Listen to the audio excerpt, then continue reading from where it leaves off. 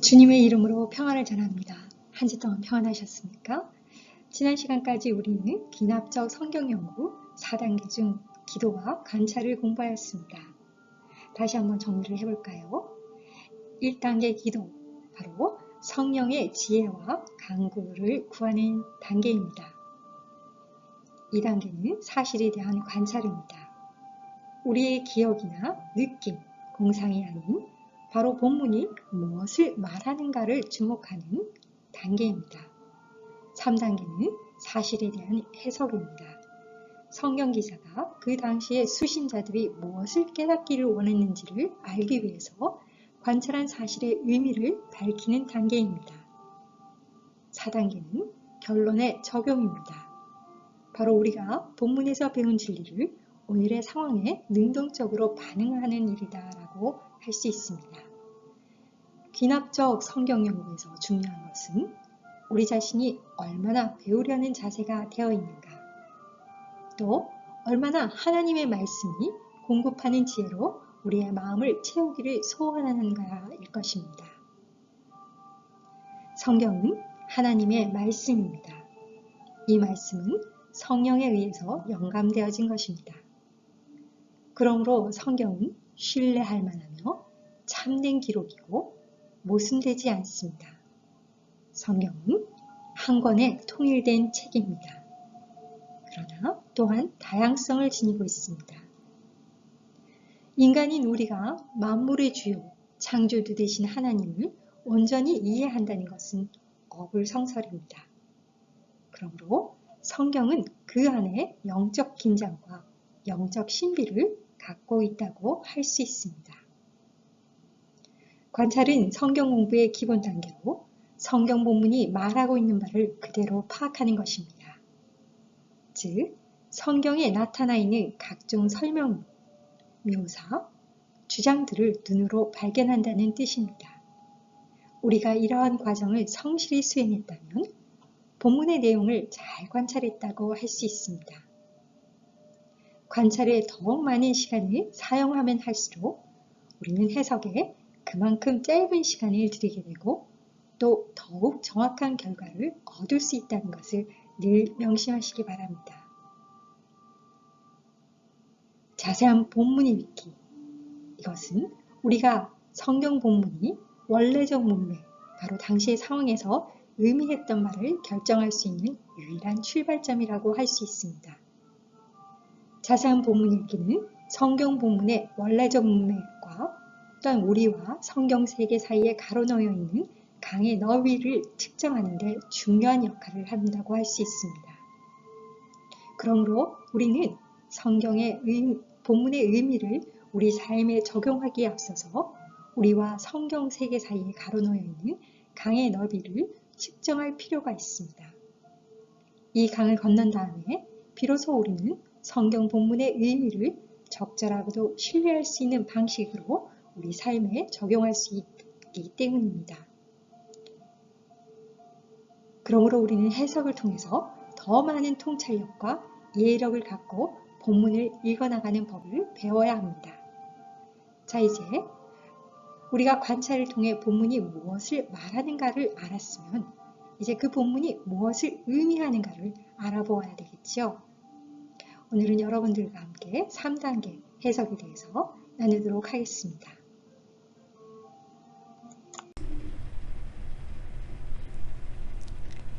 해석이란 바로 본문이 무엇을 의미하는가라는 질문과 답변을 주고받는 단계라고 할 수 있습니다.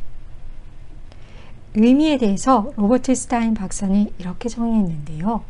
한 본문의 의미는 저자가 사용한 단어를 통해 전하려고 의도한 의미의 유형이다 라고 했습니다. 이 정의 속에 의사 전달의 세 요소가 제시되어 있는데요. 바로 저자, 본문, 독자입니다. 저자는 본문의 의미를 의도하고 있다고 할 수 있고요. 또한 본문은 저자가 의미를 드러내기 위해 사용한 상징이라고 할 수 있습니다. 또한 독자는 그 상징의 공유 특성이 이에 제시되는데 저자가 독자를 염두에 두고 기록했고 의도적으로 독자에게 익숙한 언어 규범을 따랐다고 할 수 있습니다. 그러므로 이 해석의 단계에서는요, 성경에 대한 타당하고 더 적법한 해석 방법이 필요합니다. 즉, 극히 직관이나 감정 혹은 느낌에 기초하지 않는 해석 방법이 필요하다고 할 수 있습니다. 타당성과 정확성을 지닌 해석 방법이 필요하고요. 또한 성경 본문과 성경 독자의 세계에서 오늘날 그리스도인들을 향한 본문에 적합한 이해와 적용이 필요하다라고 할 수 있습니다. 하나님은 성경을 통해서 우리와 커뮤니케이션을 하십니다.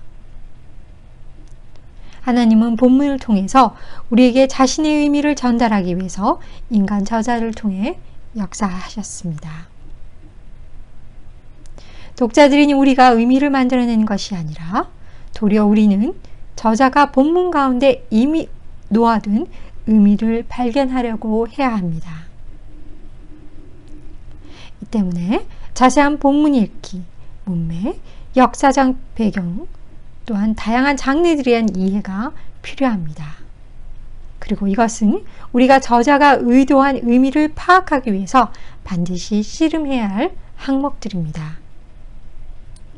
바로 이 전제들이 우리가 성경 전체를 어떻게 보는가 하는 것과 관계된 것이며 우리의 해석 방법을 쌓아가게 될 토대의 역할을 한다고 할 수 있습니다.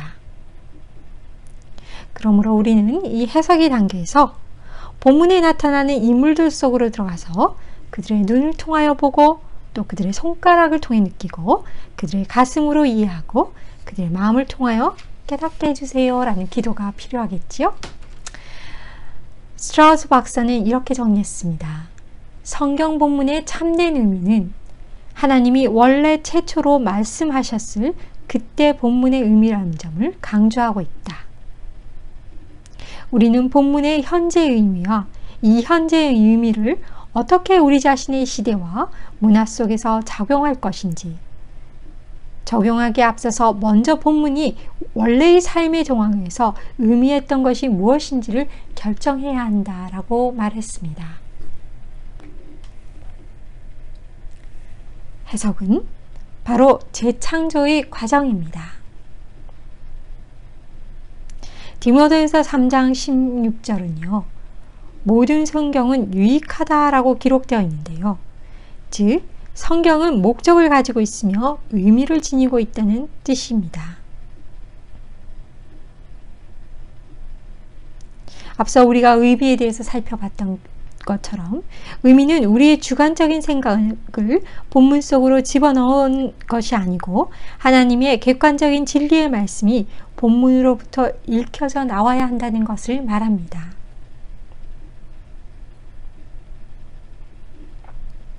의미는 성경 독자들을 향한 의미와 이 의미 뒤에 놓여있는 신학적 원리들이 담겨 있습니다. 그리고 이것은 본문의 역사적 문맥과 문학적 문맥에서 실행해 나가야 합니다. 성경을 공부하는 작업은 하나님을 추구하는 자세로 하나님의 생각을 상고해 보는 것이라고 할 수 있습니다. 우리는 바로 저자들의 신발을 신고 그들의 경험들을 재창조하려는 시도를 해보는 것이라고 할 수 있고요. 또한 저자가 생각했던 대로, 또한 그가 느꼈던 대로, 또한 그가 결정했던 대로 시도해보는 것이 바로 본 해석에 있어서의 중요한 단계라고 할 수 있습니다. 우리는 이 본문이 우리에게 무엇을 의미하나를 묻기 전에 이 본문이 저자에게 무엇을 의미했나를 물어보아야 합니다.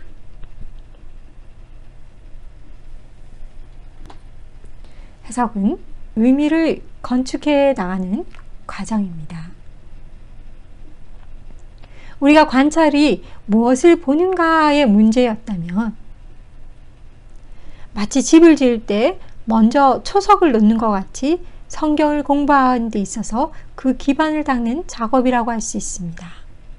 그리고 그리고 해석은 바로 그 건물의 구조를 세워나가는 과정이다라고 할 수 있습니다. 그러므로 해석의 질은 관찰의 질에 달려있다라고 해도 과언이 아닙니다. 저자가 무엇을 말하고 있는가를 이해하기 전에는 저자가 무엇을 의미하고 있는가를 이해할 수가 없습니다. 그러므로 훌륭한 관찰은 곧 훌륭한 해석을 의미한다고 할 수 있습니다. 관찰은 그 자체가 목적이 아닙니다. 관찰은 다만 목적을 이루기 위한 수단이라고 할 수 있습니다. 그럼 왜 해석의 과정이 필요할까요? 그것은 우리와 성경 저자들 간 사이에 버티고 서서 우리의 성경 이해를 저지하는 장벽들이 있기 때문입니다. 우리 책에서는 4가지 장벽에 대해서 얘기하고 있는데요. 바로 언어의 장벽들, 문화적 장벽들, 문학적 장벽들, 의사소통의 장벽들이라고 할 수 있습니다. 언어의 장벽은 여러분들이 아시는 바와 같이 성경이 3가지 언어로 쓰여졌습니다. 히브리어, 헬라어, 아랍어로 쓰여져 있는데요. 그러므로 그 언어를 사용하는 사람들의 사고, 구조, 문화, 또 그들의 세계관들을 알아야만 그들이 말하는 바를 제대로 이해할 수 있겠지요. 그렇기 때문에 원어 성경의 이해를 위해 성경 사전 등의 보조 자료가 필요하다고 할 수 있습니다. 그 다음 문화적 장벽들인데요. 언어가 문화의 산물인 만큼 문화적 장벽은 언어의 장벽과 깊은 관련이 있다고 할 수도 있는데요. 성경은 우리의 문화와는 너무나도 다른, 또 성경 각 책끼리도 다른 문화들의 산물이며 표현이라고 할 수 있습니다. 그러므로 우리는 성경에서 무슨 일이 일어나고 있는가를 제대로 파악하기 위해서는요, 통신, 교통수단, 상업, 농업, 종교, 그 시대의 사조 등에 관련한 문화적 맥락을 나름대로 이해할 수 있어야 합니다. 그 다음 문학적 장벽들인데요. 바로 성경은 다양한 장르로 쓰여졌기 때문입니다. 그러므로 우리는 각각 거기에 맞는 방법으로 이러한 문화적 장벽들을 넘을 수 있어야 되겠지요.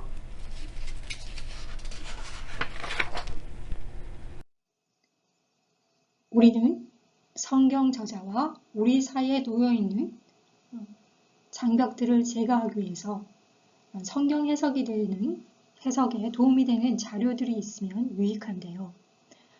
성경 지도사전이나 성경사전, 성경 핸드북, 주석, 원어 번역 성경이 많은 도움이 된다고 생각합니다.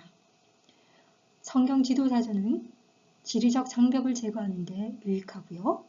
또한 성경사전은 언어의 장벽을 제거하는 데 유익한 도구입니다. 성경 핸드북은 문화적 장벽을 제거하는 데 유익하다고 할 수 있고요. 성경 주석은 언어, 문화적 장벽들을 제거하는 데 유익한 도구라고 할 수 있습니다. 또한 원어 번역 성경은 우리의 언어의 장벽을 제거하는 데 유익하다고 할 수 있습니다. 우리가 이렇게 유익한 도구들은 다음 시간 넷째 주 강의에서 좀 더 자세하게 다루도록 하겠습니다. 피해야만 할 6가지 위험한 함정들에 대해서 알아보도록 하겠습니다. 첫 번째는 바로 본문을 틀리게 읽는 것입니다. 만일 본문을 정확히 읽지 않거나 정확히 읽을 수 없다면 성경의 올바른 이해를 기대할 수 없겠지요.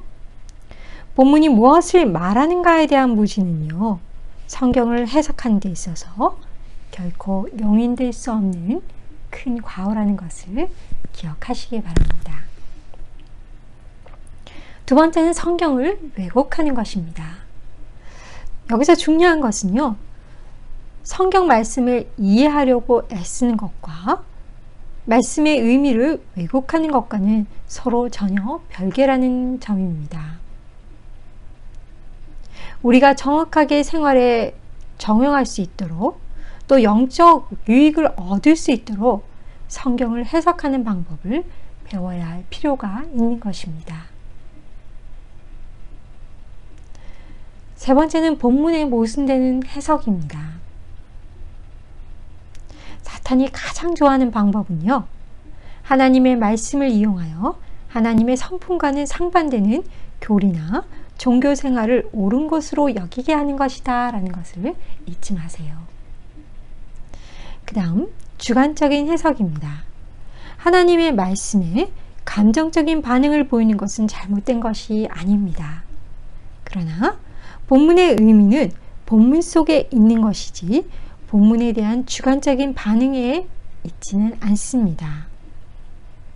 해석의 단계에서 정확하고도 통찰력 있게 성경을 해석하려면 우리의 지성을 사용하여야 합니다.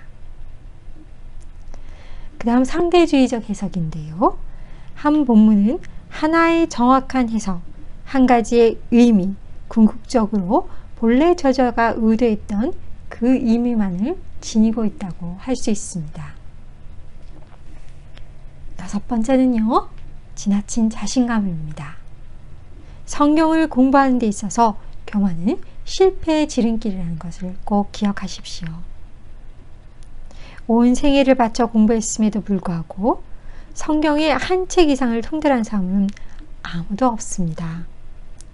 그렇기 때문에 우리가 하루에 30분 혹은 더 많이 성경을 공부하더라도 모든 궁극적인 해답을 우리가 다 찾을 수 있다고 생각하는 것은 자만입니다.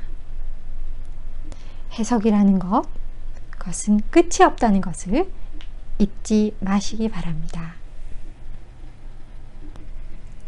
자, 그럼 우리가 본문을 통해서 한번 말씀을 살펴볼까요?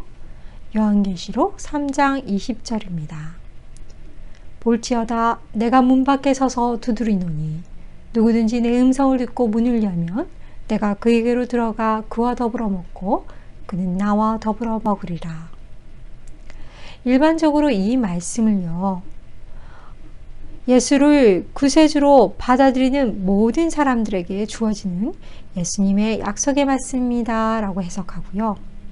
즉, 만일 여러분들이 마음의 문을 연다면 그리스도께서 여러분들의 마음에 들어가신다고 약속하고 계십니다 라고 일반적으로 해석을 하는 경우가 있는데요. 그러나 이 문맥상의 구절을 좀 더 살펴볼까요? 이 말씀은 그리스도인 공동체, 바로 미지근한 그리스도인 공동체에게 부활하신 그리스도께서 주시는 약속의 말씀이라고 할 수 있습니다. 예수님은요, 이렇게 불순종한 그리스도인들에게 자신은 준비되어 있을 뿐만 아니라 만일 이들이 회개한다면 이들과의 교제를 새롭게 하기 위해 기다리고 있다는 것을 확신시키고 계시는 말씀이라고 할 수 있는데요. 여기서 내 음성을 듣고 문을 열면 이라는 것이 바로 너희들이 회개를 하면으로 해석할 수 있고요.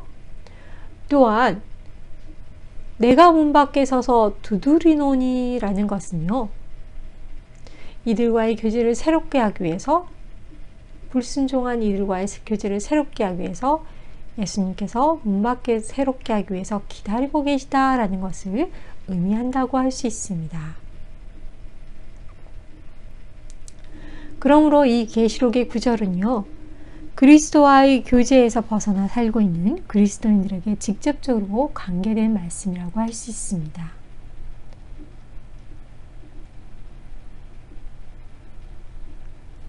그리스도인으로서 주님께 너무 멀리 떨어져서 때론 주님께서 우리를 되돌려 놓으실 수 있을지 걱정해 보신 적은 없으세요? 바로 이 말씀은요, 예수님께서 우리를 사랑하시며 만일 우리가 회개한다면 우리를 회복시키기 위해서 기다리고 계신다라는 약속의 말씀으로 해석할 수 있습니다. 다음은 마태복음 18장 20절인데요. 두세 사람이 내 이름으로 모인 것에는 나도 그들 중에 있느니라. 일반적으로 이 말씀을요, 그룹 기도가 특별히 효과적이라는 점을 사람들에게 상기시키기 위해서 인용되는 구절인데요. 우리는 본문이 실제로 말하는 것에 대해서 주목을 해볼까 합니다. 이 본문 말씀은요, 바로 마태복음 15장 17절이 잘 보여주고 있듯이 교회 건증의 문맥이라고 할 수 있습니다. 내 형제가 죄를 범하거든 가서 너와 그 사람과만 상대하여 권고하라. 만일 들으면 내가 내 형제를 얻는 것이요, 만일 듣지 않거든 한두 사람을 데리고 가서 두세 증인의 입으로 말마다 확증하게 하라. 만일 그들의 말도 듣지 않거든 교회의 말하고 교회의 말도 듣지 않거든 이방인과 세리와 같이 여기라 라고 말하고 있는데요. 즉 예수님께서는 만일 교회의 회중이 비록 적은 그리스도인으로 이루어진 작은 공동체일지라도 공동체의 권증에 대한 하나님의 지침을 따른다면 그 회중은 하나님의 복을 받게 될 것이라 라고 말하고 있는 본문이라고 할 수 있습니다.